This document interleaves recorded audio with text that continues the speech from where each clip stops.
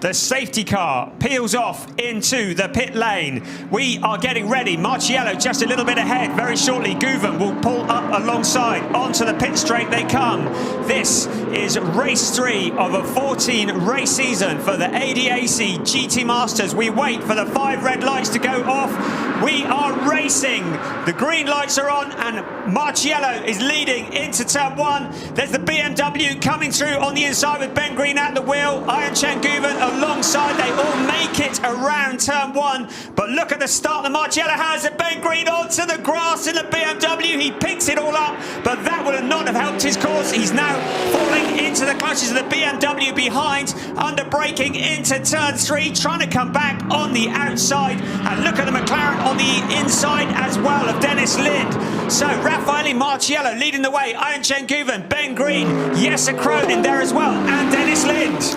Ben Green lucky to get away with that, but it won't have done his tyres much good. Not only will they still be cold, they'll be a bit dirty as well now. Then he got hung out to dry on the outside at turn 3. And what all that means is that Guven now, by defending, has let Marciello get away. Ben Green's efforts to take second place are still happening. He goes to the outside line there, but if he's not careful, he's going to leave the door open for Jesse Krohn to have a go at him and get mugged.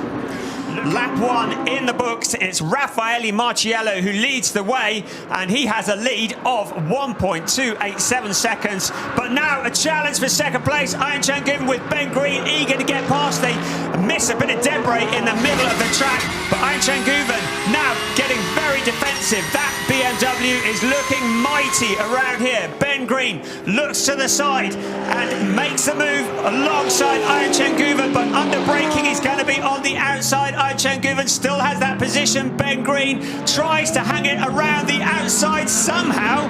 He still stays alongside, but now he drops back in. Behind them, Jesse Krohn looking to take advantage if these two cars get together in any way at all. Here we go again. The fight for second place. Ben Green is looking really hungry this time around the outside. Guven still fighting back. Both of these drivers making their debut in the GT Masters this year, fighting for second place. And the road comes to Ben Green at the next corner, so through he goes on the inside at turn 6. He worked very, very hard for that, but he teed it up nicely. Outside into turn 5, the inside into 6. He's got the place.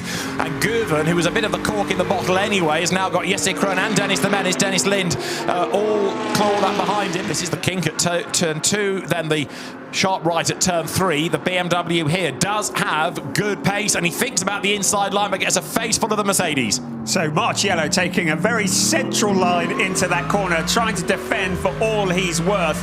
And he needs to be careful that he's not perceived to be blocking, but he's doing everything he needs to do at the moment. But Ben Green now looks to the inside, but that inside is shortly going to become the outside. Will he cut back? Marciello, a very experienced pilot, does all that he can to fend off the number 10 car, but look how close he is. Ben Green almost pushing Raffaele Marciello, and now he looks again to the outside. Marciello just hugging onto the racing line, going out wide, not too wide onto the gravel, but still Marciello holding on. Iron Chen Guven just behind, and then Jesse Krohn also keeping it in sight.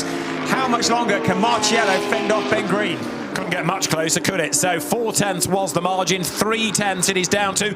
Look how much of the runoff on the outside of the road they use coming into turn 1. That's kind of acceptable, but running too wide here out of the corner isn't so much. Marciello again on the climb up to turn 3, having to go defensive.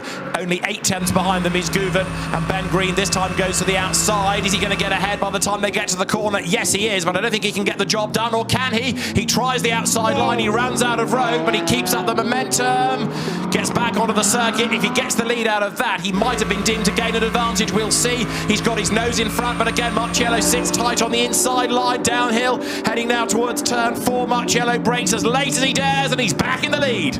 Unbelievable stuff. Now Ben Green cuts back down to the inside. This time he has the inside line. Surely this is going to be his opportunity to get past Raffaele Marciello, bouncing off the BMW, but finally lead. Ben Green wrestles that lead away. We're going to keep an eye on our screens because he did go off the track. Now, whether he's exceeded track limits, I'm not sure. He gained an advantage because he got his tyres out onto the dirt, but he's in the lead at the moment. It is Ben Green who leads the way from Raffaele Marciello. Now, Iron Chenguven in third place will have been watching all of this as we look at a replay. This is the moment where he runs wide into the runoff area and then across the AstroTurf, and a bit of dirt is kicked up into the air, but he's in the lead, and it looks like he's got the handle on Marciello at the moment. Look how close. This is where Marciello bounced off the Schubert Racing BMW. Brilliant stuff. You're looking at the leader, Ben Green.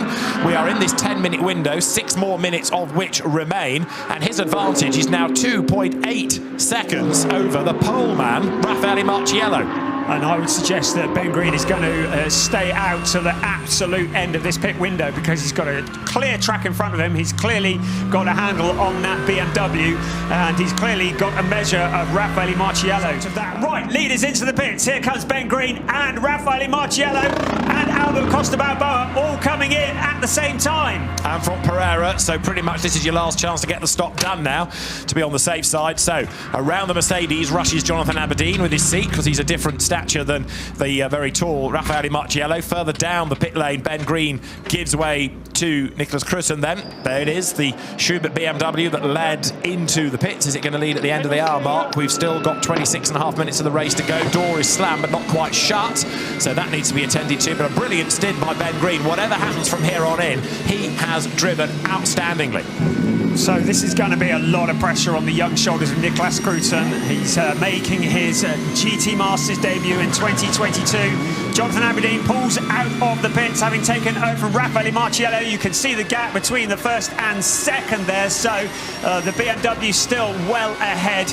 It is Nicholas Crutzen who is going to be taking over what will effectively be the lead of this race from Jonathan Aberdeen. Albert Costa Balboa has handed over to Jack Aitken. Now, Jack Aitken is going to be pretty useful from that position, and we will see what he can do. There is Christian Engelhardt. Christian Engelhardt, who has got the jump on Jonathan Aberdeen as a result of those pit stops, is Christian Engelhardt who jumps in front. But even so, Aberdeen was still 0.8 quicker than was Crutzen, who's also got to cope with that door that will not seat properly. So leaving the pit lane, you saw it flap open. I think they've just about sorted it. So Nicholas Crutzen holding on into the final corners of this race. Out of turn 10, he comes in the Schubert Motorsport BMW. Is Nicholas Crutzen, who takes his debut win in the ADAC GT Masters, along with co-driver Ben Green. Schubert Motorsport absolutely delighted. And a really well-deserved win for everybody there.